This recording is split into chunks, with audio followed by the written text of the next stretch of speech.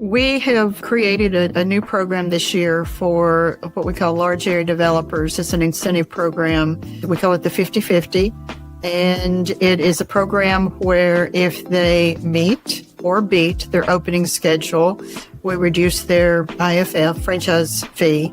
And for every week, regardless of how many weeks, it could be 3 years, the royalty is 50% during that time. It's some massive savings.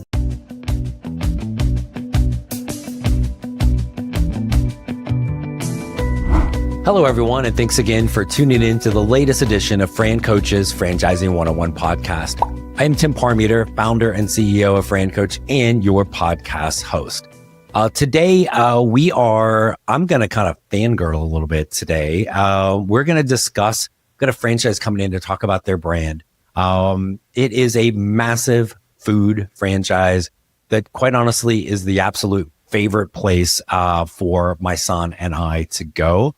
We're going to spend a lot of time on this show over the 250 or so episodes. We talk about franchising is not just food, but guess what? There's some amazing food options out there. This one has a long track record of growth, a great products, plural, an incredibly loyal following, including me.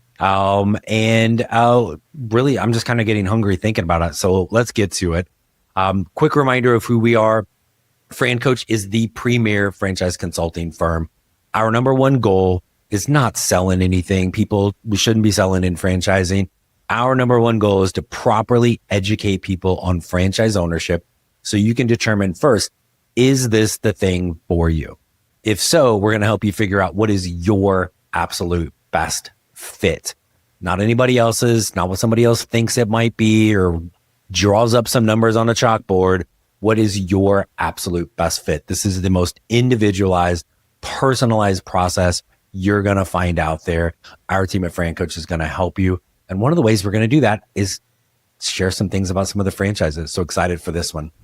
Hey, we're back here on the Franchising 101 podcast, and joining us today is the Senior Vice President for Franchising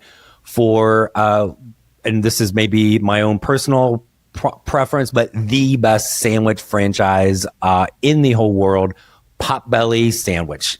So Lynette McKee is joining us. Lynette, thanks for coming on. Thanks I really appreciate you having this opportunity. And no, I didn't pay you to say that. No, but if you want to throw a free coupon my way, I got a 12-year-old down the hall. It's like, Dad, can we go to Potbelly's? We'll get you some. But no, thank you for joining us. And we, and I know you're probably a big listener of the Franchising 101 podcast, and you've listened to all 250 episodes, along with our other seven followers. But we talk a lot in franchising. There's this myth that, everything is food. Well, there's so many other things out there. Every now and then I like to kind of remind folks about the great food franchises. So Excited to talk about Potbelly, but this is a people business. I love hearing stories. So give us the Lynette scoop. How did you get into this crazy world of franchising? Well, it was over 30 years ago. And I had mentioned to you earlier when we were just chatting a little bit, I actually was a second grade school teacher. And somehow or other, I wound up in the real estate business and had a commercial real estate firm.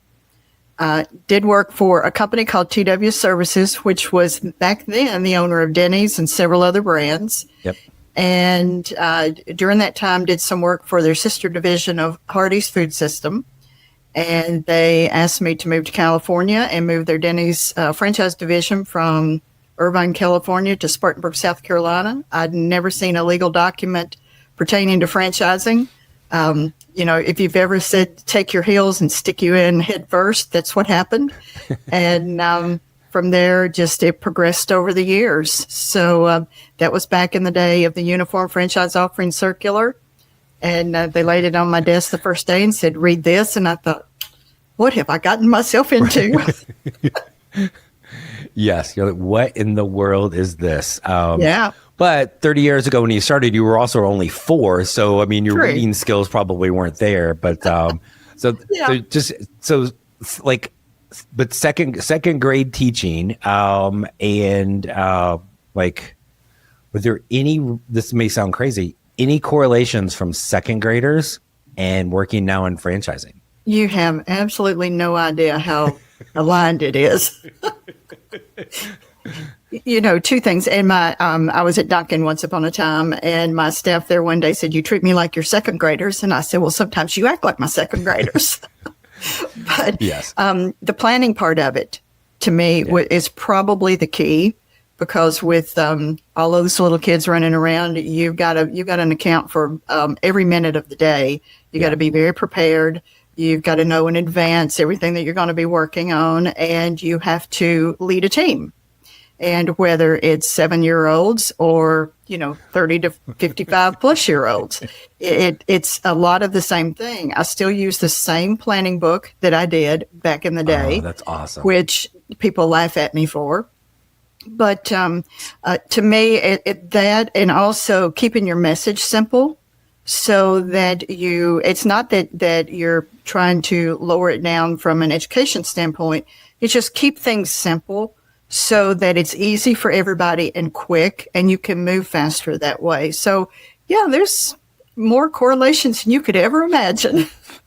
Well, and I hate misquoting really, really smart, famous people, but I think it's Einstein. It's something to the effect of, if you can't explain it so an 8-year-old can understand it, you're not explaining, you don't know it well enough, right? Something to that effect. Yes. And that's just what you're talking about. You've got to keep it simple, dumb it down. And I love your comment about the planner. My background was, my first career was teaching and coaching, and I was an athlete before that. And that game plan, right? Mm-hmm. And it, every little thing that you're doing. And I had those all in binders for years and years, right? Of just one over the other. So, and that is franchising, follow the plan. It is. I told my team at Dunkin' one time, and it was the franchise sales team, and I said, we're going to keep it really simple from a criterion, standpoint of understanding your role. Don't do anything that has the ops team wake up in the middle of the night and call you names. Yes, exactly. I guess they're in a cold sweat screaming your name out, right? So that's not what you want. Didn't bring in good people, and you're causing them a lot of headache. And so that was sort of our mission statement of keep it very simple, bring in good people, and make sure that you're turning over the right kind of franchisees to move into the system. Love it. I love it. So on the slim chance there's somebody out there listening that has not heard of Potbelly, hasn't been there, isn't planning lunch there today, shame on them. What the heck is Potbelly? Yeah. So we call ourselves a fast casual sandwich restaurant, not a sandwich shop, because we have a much more diverse menu than you would find in a typical sandwich shop. We are a 48-year-old brand. We have over 440 locations. We will open approximately about 38 shops this year, and on a trajectory every single year to open more. In addition to hot sandwiches that go through a 500-degree oven, we have great salads. We have mac and cheese, chili, the best milkshakes you will ever taste in your life. And right now, my favorite is the banana pudding milkshake. Cookies that are to die for. We have now a key lime cookie. My most favorite, though, is the red velvet cookie that usually comes out around Valentine. And, it's the whole brand. Is just when we travel, it doesn't matter where in the country, people walk up to you and say, "I love Potbelly," and they can tell me which sandwich they like because they have names. Yes. And so I know that they're not kidding. Original rec on the multigrain, no mustard, no onion, everything else, and don't skip the hot peppers. So, and the hot peppers are the key. Everybody loves the hot peppers. We send out hot peppers to people in our recruiting trail. I have in the past. I used to live really close to one, and I bought the jar. You can actually buy as you know, but the people, you can actually buy their hot peppers, and they are fantastic. The little cookies that go with the milkshake. I would buy just boxes of those if that was possible. They're better than the Girl Scout cookies. Yes, they are. But fantastic food, and you're right. A much bigger menu. Also, usually a little bit bigger footprint than that. Talk a little bit about kind of that location. Yeah. Most of we have a real flexible footprint, but mostly inline, some end cap. On occasion, we do have a franchisee that will open one that is maybe not a ground up, but a conversion with a drive through. Right now, our sweet spot is kind of that 1,800 square feet. We reduced the size of the footprint about 400 from 23, 22 to the 18 because, a lot of people are takeout, order in, order out. And it just made a lot of sense. Plus, from a cost perspective for development and for our franchisees, could take a lot of cost out of the building. So right now we're around 1,800 square feet. Gotcha. And I know that you mentioned some have that drive-through component, not a requirement, but can be a nice add-on when possible, right? Yeah, it's honestly very few, but there are some circumstances that just make sense for the franchisee to have that drive-through. And, the thing about us from a QSR perspective, we can just sort of fit into almost any situation. And it makes it easier for our franchisees to locate real estate and meet any opening obligations they have. Yeah, I think I'm jaded on the drive-through. One of them that I used to live by had the drive-through. Yeah. But now that I think about it, I don't know that I've seen that very often anywhere else. Not too much. So an owner coming into this, I want to kind of get a profile of them. And first and foremost, do they need to have tons of experience in food service and sandwich making? What's kind of from there? And then what are some of the things that you're looking for? Yeah. So we call it, just as a kind of a fun way to do it, we call it the three-legged stool.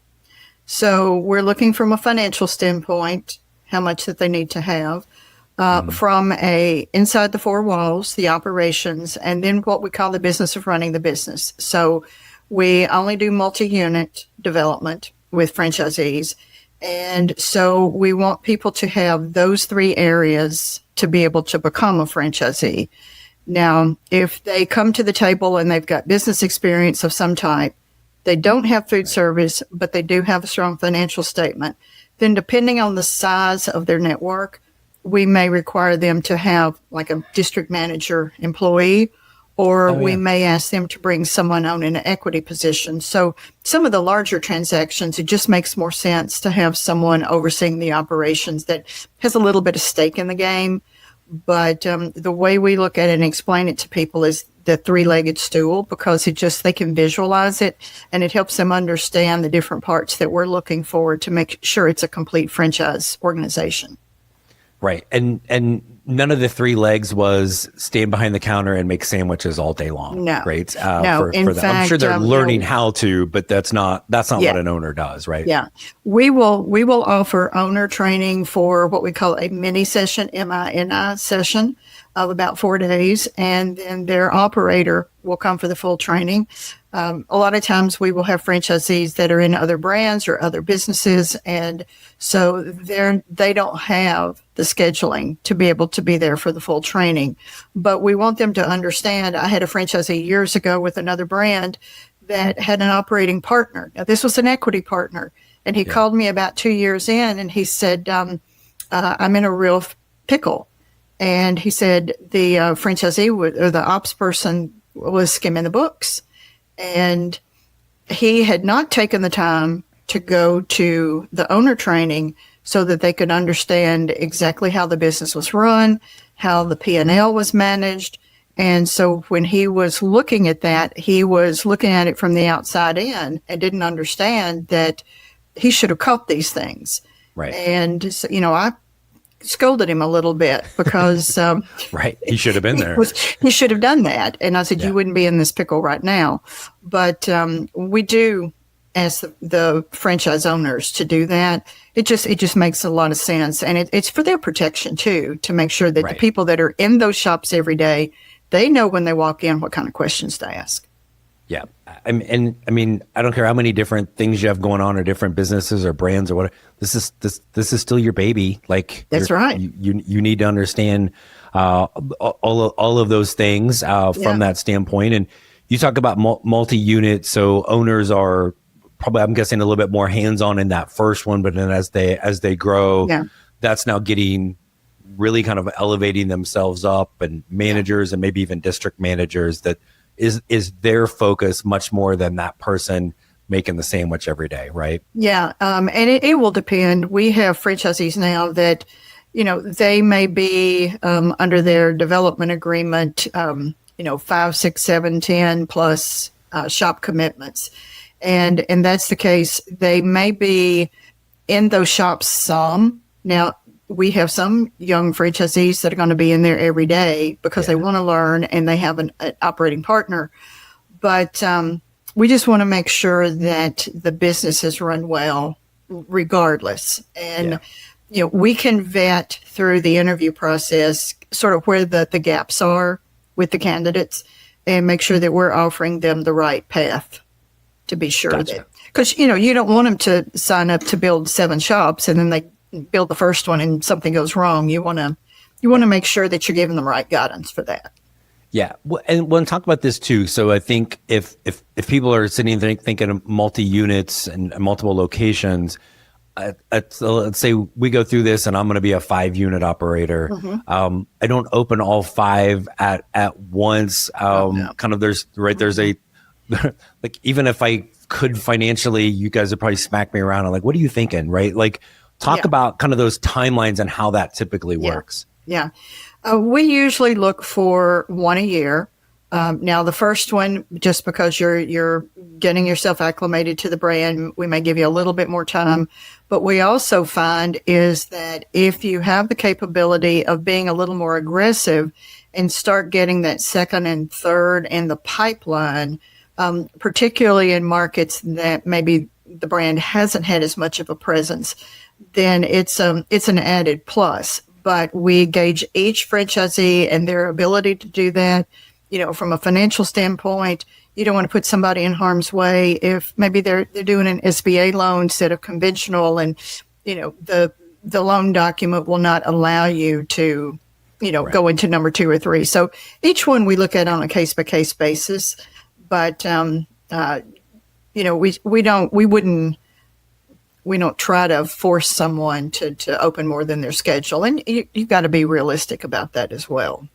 Sometimes, real estate in a market may be hard to find. And so you've got all these, exterior things that are going on as well. So we try to work with everybody and make sure we're putting them in a good path.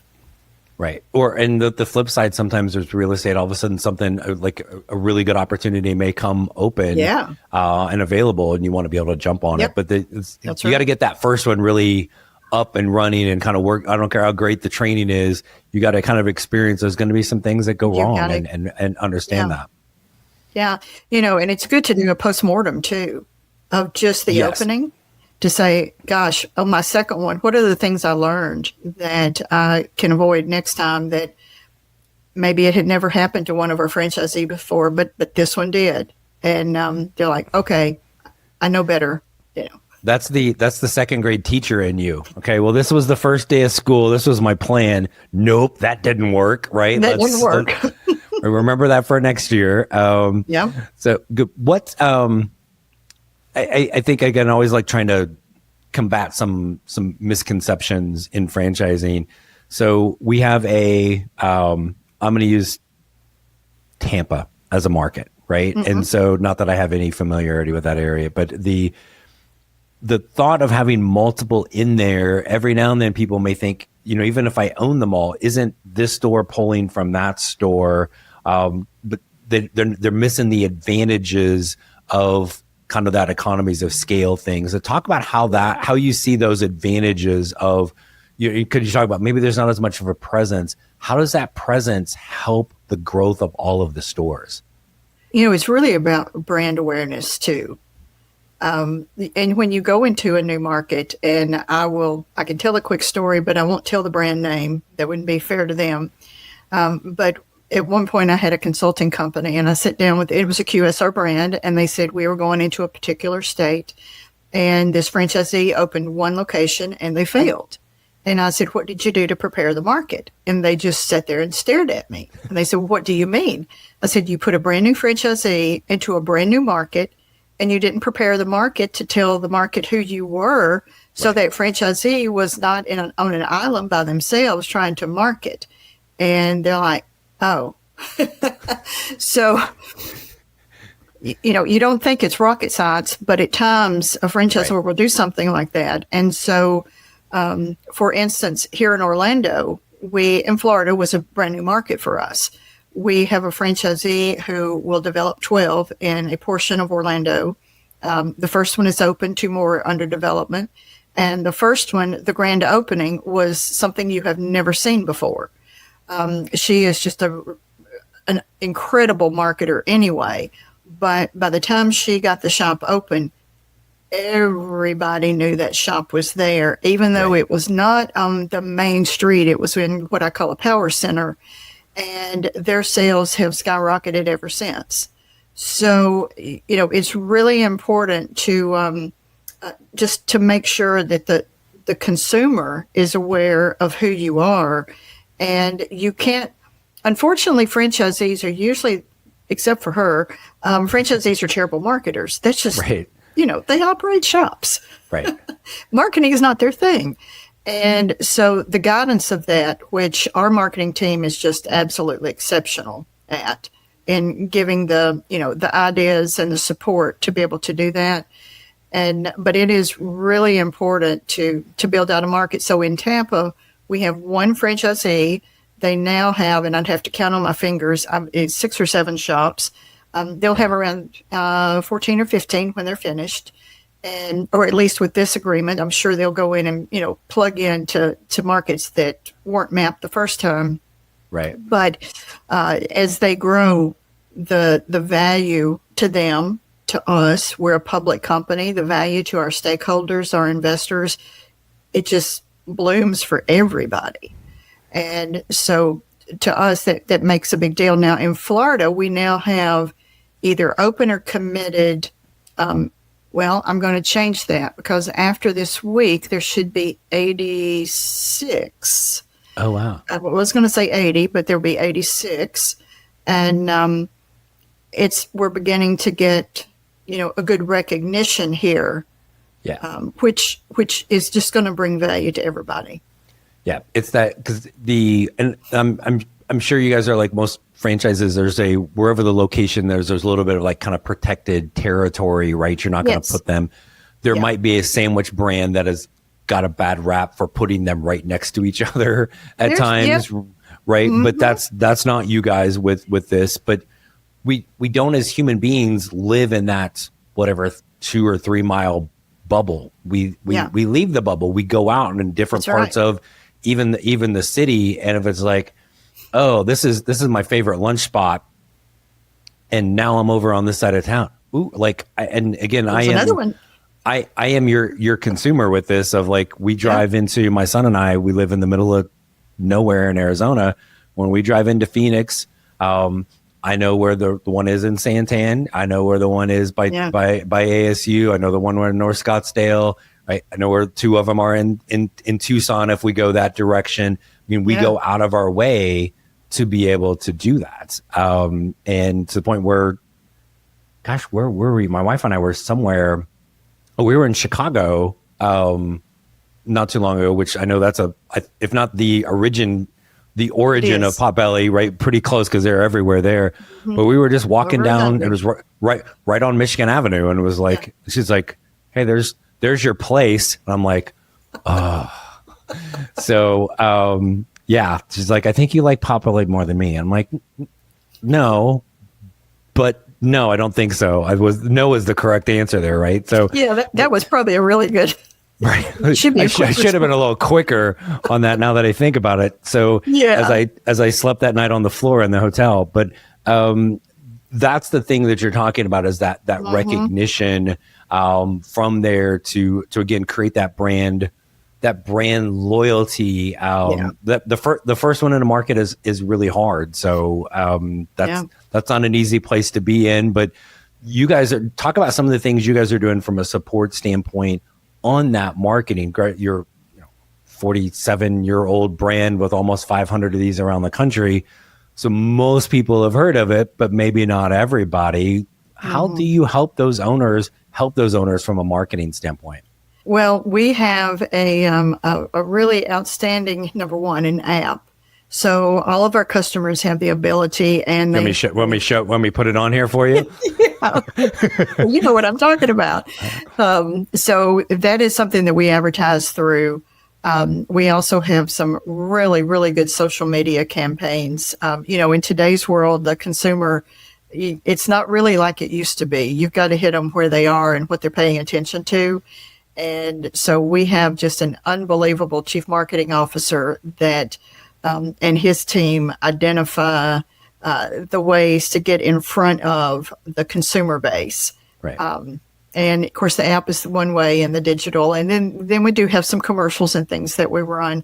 But we also look at it from a standpoint of every franchisee and in their market, how do we hit the consumer within their radius? Mm-hmm. So it's not just about we're going to put all of our money in Chicago. I know back in the day, wherever your biggest markets were, that's where all the money went. Right. And now we have the capability with the technology to be able to, cover that platform for the franchisee, no matter what market they're in. And that's a huge, huge difference. And we see just amazing increases in numbers all the time of consumers and reactions to what we're doing. But this is one of the best marketing teams I've been around.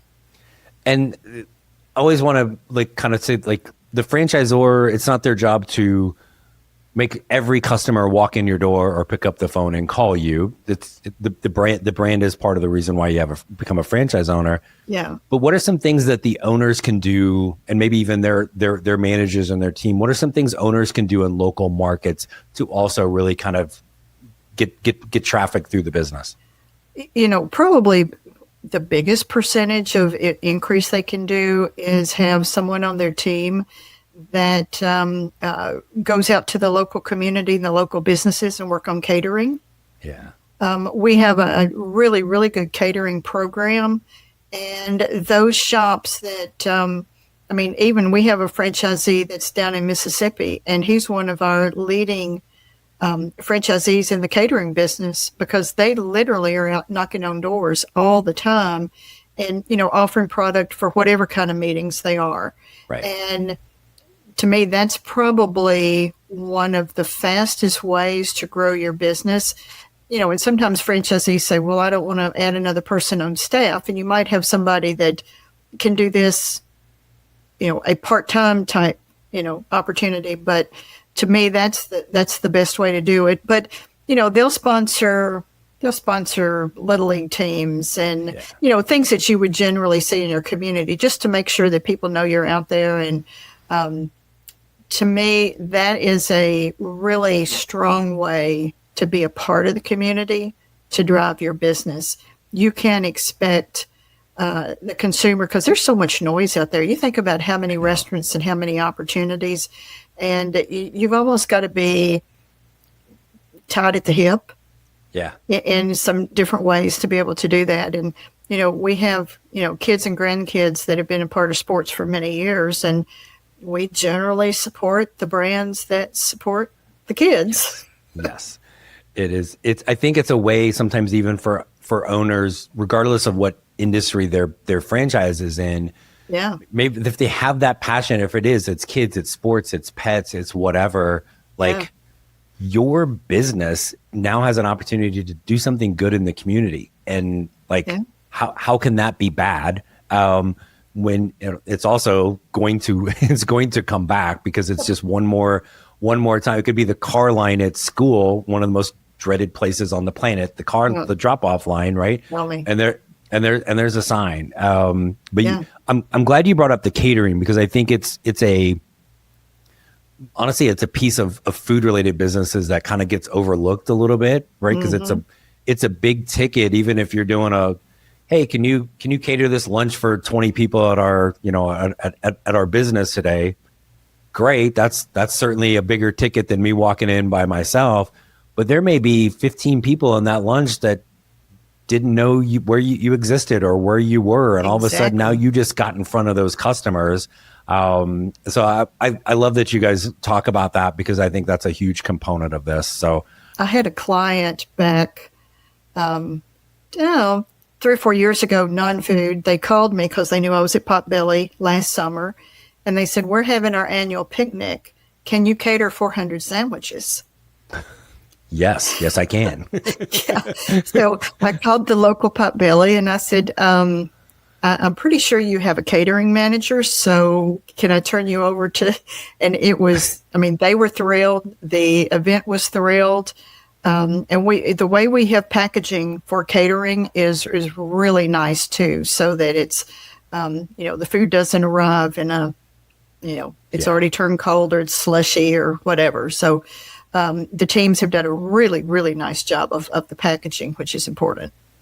Yeah, absolutely. And I think the biggest part of a business like this is real estate. And most people, maybe at some point they had an apartment and they signed a lease for the apartment, but signing a lease for commercial real estate is like a whole nother planet. And so you've been in retail forever. I don't have to tell you, it's probably the biggest mistake somebody can make. So give us a scoop on the support mechanisms that you have to kind of help people in that site selection and everything from real estate.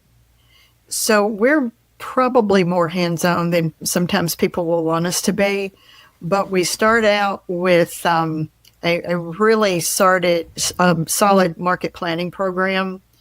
Our market planner, I would put him up against anybody in the industry. He can tell you any cross street anywhere in the country, and I think he's already been there. But what we do is he has mapped the entire country, so we know where our consumer base is. And that helps us to work, first of all, with our candidates and franchisees. And by the way, about 70% of our existing franchisees are growing, which I don't know that any brand can tout that. Yeah. But that's a huge win for us. And that goes back into all the services and things that our brand is offering. But we start with that. And then when the franchisee has signed, they know where their trade areas are going to be. And then we have a real estate team that literally is in market with them. They will ride the markets. We also have broker networks. We have master brokers that have connections all across the country. So now if a franchisee came to the table and they've been in the business for a long time, they already have a broker, that's fine. Right. But we don't want to leave anything to chance. So we want brokers that understand our brand, understand how to find good real estate. We do some assistance too with, we'll review leases. We want to make sure that the lease terminology is correct. And then once that lease has been, like a letter of intent has been issued, then we actually have a real estate committee. We review it. We dig down into it really deep, make sure we understand everything about it. And once they've signed that lease, then they are turned over to ops and construction, the marketing team, training team, and there is a full a project manager that manages the franchisee all the way through the system. So there honestly is not anything left to chance. We have an in-house architectural team run by a lady that is just, exceptional, and she knows the brand inside and out. And she's not a drill sergeant, but she'll tell you the franchisees, exactly. Right. It's her job to be but it's her job to be that way, right? Exactly. So, and they appreciate that because they know what they're getting. They know what to expect. You go back to when we were talking about that owner and connecting in the community. Owners are, and hopefully I'm not ratting out a handful of owners that I've been in their stores, but they're able to have a little local kind of flair inside as well, correct? Oh, yeah. Oh, yeah. If you walk in the Orlando shop, you will see jerseys of the Orlando Magic. You will see all kinds of things that we want it to feel like a neighborhood shop. Yeah. And we have a shop and a warehouse in Chicago that will custom design pieces for each one of the shops. We have a Potbelly in each shop, which they have located across the country and refurbished. But when you walk into each shop, you will see things related to that particular area. Yeah. It just gives you more of a warm and fuzzy that it's just not some brand that came in from somewhere and opened a Right. shop, but Yep. it's actually a neighborhood shop. Yes. And that's, I asked that, I'm like, I'm pretty sure I'm not ratting anybody out because I'm thinking every one I've ever been in, Yep. I'm not kidding. There's probably 15 different locations around the country I've been in. Yep. There's always a little bit of that local flair, and it does. Yes. It feels like because it is a big national brand, but they are locally owned and operated, and so it's cool that you guys give the owners the opportunity to do that. Yeah. So, Yeah. I'm going to throw one last thing at you, and I greatly appreciate all of the time you spent with us. This is a tricky question, Lynette. So what's maybe one thing about Potbelly that we have not talked about that you'd really want to make sure people knew? We have created a new program this year for what we call large area developers. It's an incentive program. We call it the 50/50. And it is a program where if they meet or beat their opening schedule, we reduce their IFF franchise fee. And for every week, regardless of how many weeks, it could be 3 years, the royalty is 50% during that time. Oh, wow. So what we have looked at is that we want to make sure that this has value for the franchisee. And if you put a pencil to that, and there's a minimum of 15 shops over 8 years, but if you put a pencil to it and say they open all shops in 5 or 6 years versus 8, then you can look at all the franchise fees at 50%, and then you can calculate all those weeks of royalty at 50%. It's some massive savings. The way we look at it is we would not have had those shops other than at the opening schedule without this. So it's a win-win for everybody, but it really is a win for the franchisees because they have some massive savings. They can put it, back into development. They can put it into marketing. Hopefully they don't buy, a cruise ship, but, but, they do have the savings in that regard. Correct. And what we've seen so far, we have had existing franchisees come back that were not at 15 and added enough to get to 15 to be a part of the program. And then we've had some new candidates come in, and some that we're getting ready, hopefully, to sign in the next few days. So it really has been a great program right now. It runs through the year. I'm going to put a bug in certain people's ears to try to get it, to run through next year as far as being able to offer it, but it runs through the entire life of what we call the shop development agreement. Wow. That is, I don't know that I've heard anything like even remotely like that. I haven't seen anything like it. There have been some different things out there where you open a couple of shops and your fee is different, but this is a much different program, and so far it's gathered a lot of attention. I would think so. Like the franchise fee, a little, okay, whatever, but the royalties, that's huge. And that's what I'm glad you explained from the other side, because my thought is like, how's this benefit the franchisor? Because franchisors make money off the royalties, but they're going to still get more faster because their owners are more aggressive on getting the we wouldn't open. have had the percentage they're paying if we didn't help them be more aggressive.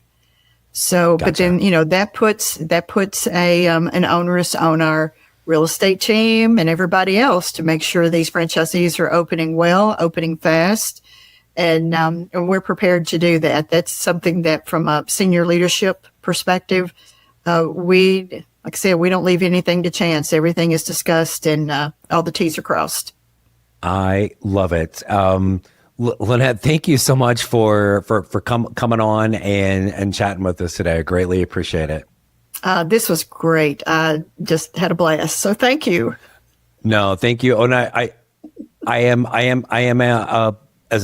my parent rules, I think, would make me say, Lynette, can you have one of your owners open one in Thatcher, Arizona? That would be, I've done my duty. I can tell my 12-year-old son that I did that. So, I know you're going to have owners clamoring to be in the middle of flipping nowhere, Arizona, but do us a favor. But we can get you some free sandwich cards. Well, we'll settle for that too, I guess. But no, Okay. I can't thank you enough. So Lynette McKee, Senior Vice President of Franchising for the best sandwich place on the planet, Potbelly. Lynette, thanks for joining us. Thanks a lot. Had a great time. Thanks to all of our loyal listeners for tuning in. And again, thanks to Lynette McKee from Potbelly. Just excited about this brand. And again, I'm a pretty darn fangirl consumer of it as well. We hope all of these episodes, whether I go fangirl or not, help provide some insight into the amazing possibilities that can be achieved with franchise ownership. And again, remind everybody how individualized and personalized this is. Just because I love eating there doesn't mean I should own it, right? Or vice versa. You got to make sure you're talking to the right people that are going to educate you, understand you, and then be able to help you find your match. Be sure to, if you haven't, subscribe to all the different places where you're getting our podcast, social media. Check out our new and improving YouTube channel as well. Our Franchising 360 show episodes are all there, as well as a ton of other content rather. And then if you are ready to chat and learn a little bit more to see if this is a path for you, francoach.net is where you're going to get me and all of our team. There is never, ever any fee for our service. So reach out to us, take that first step, and let us help you create your better tomorrow. Thanks for tuning in, and we'll see you next week.